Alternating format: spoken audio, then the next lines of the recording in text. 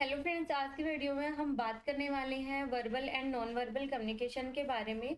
जैसे इग्नू स्टूडेंट्स का भी एग्जाम होने वाले, तो आपका क्या होता है, इंग्लिश कम्युनिकेशन स्किल आपका क्या होता है, एक एग्जाम होता है जिसका आपका कोड होता है BEGAE 182। तो यहाँ पे आज इस हम टॉपिक को डिस्कस करने वाले हैं, तो वीडियो में लास्ट तक जुड़े रहिएगा। तो यहाँ पे देखो आपका क्या होता है, verbal communication and non verbal communication. तो पहले हम देखते हैं वर्बल कम्युनिकेशन। तो verbal communication uses word to share information. This can be done in two main way. यानी कि जो वर्बल कम्युनिकेशन होता है वो आपका यूज होता है वर्ड्स के थ्रू, एंड इन्फॉर्मेशन आप वर्ड के थ्रू क्या करते हो, शेयर करते हो। इसके अंदर आपकी दो चीजें आती है, स्पीकिंग एंड राइटिंग। तो स्पीकिंग में क्या होता है, talking to someone directly over the phone और थ्रू वीडियो कॉल्स। यानी कि जब आप किसी से डायरेक्टली बात करते हो और फोन पे बात करते हो या फिर वीडियो कॉल के थ्रू। एंड राइटिंग में लाइक आप क्या करते हो, सेंडिंग मैसेज, टेक्स्ट। जैसे टेक्स्ट के थ्रू मैसेज करते हो, जैसे आपके कोई फ्रेंड्स है तो आप क्या करते हो, मैसेज के थ्रू उसको इन्फॉर्मेशन शेयर करते हो। लेटर हो गया या फिर आपका रिटर्न कोई फॉर्म हो गया। फिर आपका आता है where is the oral mode use. यानी कि जो ओरल मोड होता है वो आप कहाँ पे यूज करते हो। द ओरल मोड और spoken communication is use in various situation, here are some examples. यानी कि जो आपका ओरल मोड या फिर स्पोकन कम्युनिकेशन होता है कुछ सिचुएशंस में आपका जहाँ पे यूज होता है। फर्स्ट आपका जैसे कि conversation, conversation when people talk to other in person और ऑन द फोन। यानी कि जब कोई पर्सन आपस में बात करते हैं, जैसे कि आप फोन पे बात करते हो। एंड नेक्स्ट जैसे आपका मीटिंग, यानी कि when group of people discuss thing in work place और स्कूल। यानी कि जब आप किसी भी मीटिंग्स के अंदर होते हो, जैसे कि आपका कोई ग्रुप्स होता है तो आप किसी चीज के बारे में डिस्कस करते हो। फिर आपका क्लासेस हो गया, क्लासेस में आपका क्या है, when teacher explain lesson to student.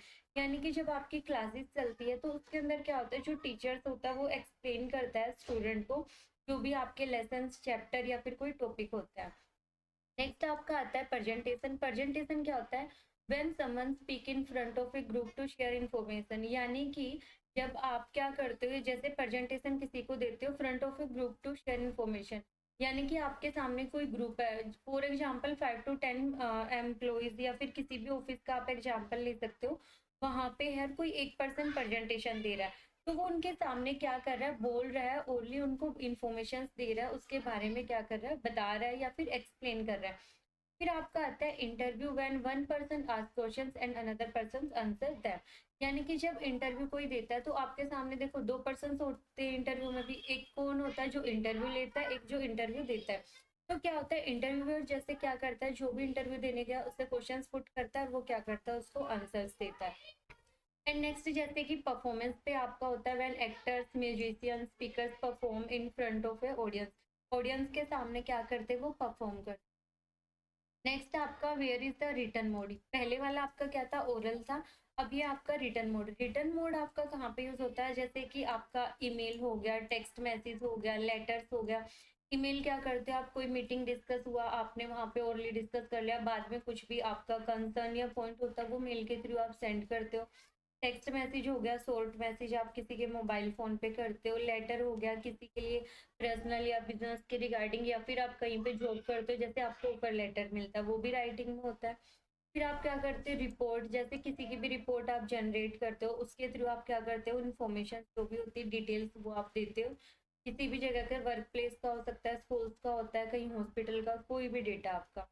फिर होता है बुक। बुक भी क्या होता है, आपका राइटिंग स्टोरेज होता है, कोई इन्फॉर्मेशन, आइडियाज, ये सारा आपका बुक के अंदर होता है। फिर आपका सोशल मीडिया पोस्ट, ये तो आप सभी को पता ही होगा।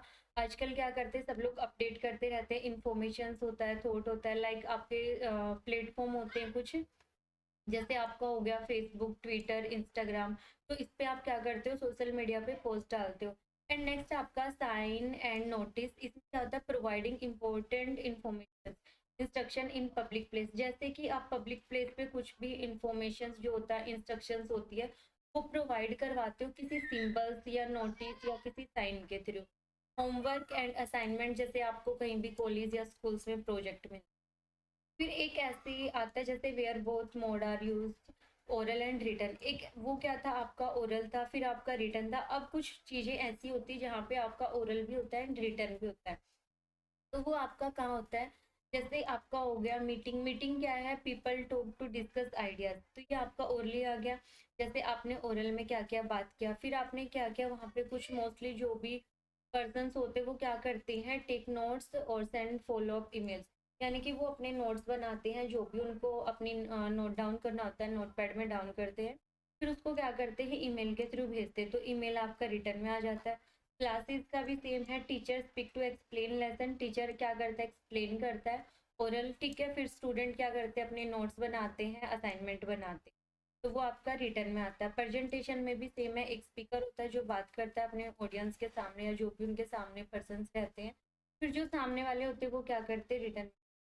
जॉब इंटरव्यू में भी क्या होता है, candidate speak to each other oral, पहले वो क्या करते ओरल करते, एंड रिटर्न में जैसे आपका क्या आ जाता है रिज्यूम में आता है, रिज्यूम में क्या होता है रिटर्न में होता है, उसको बना के वो लेके जाते हैं।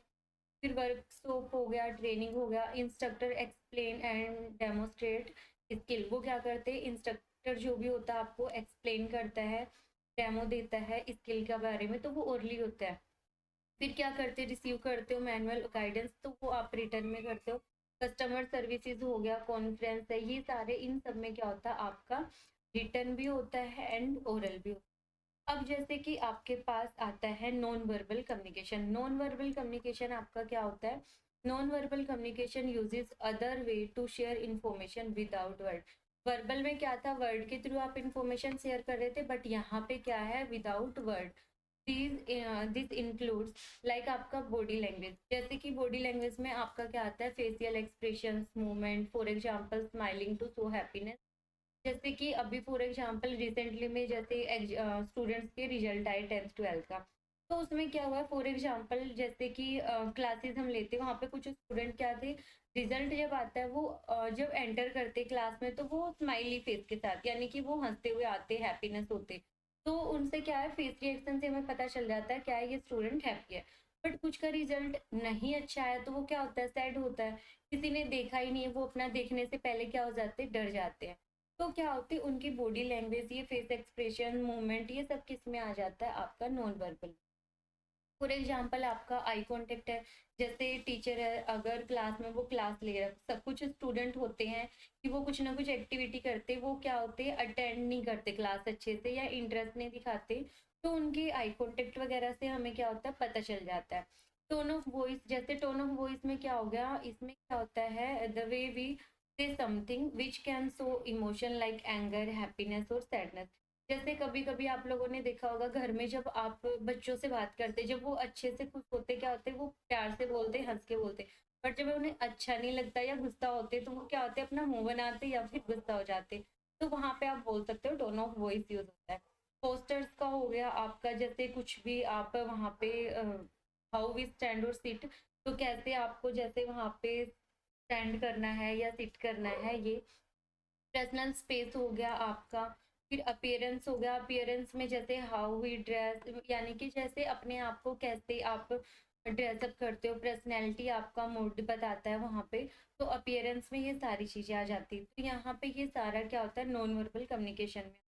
अब देखो जैसे आपके सामने एक ये पिक्चर है फेशियल एक्सप्रेशन, इसके अंदर देखो यहाँ पे हैप्पीनेस फेस, अब इसके फेस से हमें पता चल रहा है क्या है ये खुश है। फिर आपका ये है सैडनेस, सैडनेस से क्या है आपको पता है कि ये क्या है उदास है, यहाँ पे खुश नहीं।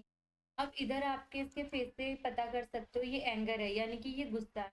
इधर फोर्थ नंबर पे फियर, यानी कि उसके फेस से हमें पता चल रहा है वो डरा हुआ है। जैसे हमने रिजल्ट की बात की थी, एक स्टूडेंट खुश होके आ रहा है, हमें पता उसका रिजल्ट बहुत अच्छा है। एक का रिजल्ट अच्छा नहीं आया, उसने देखा कि क्या है उसका रिजल्ट बुरा है तो वो उदास हो गया।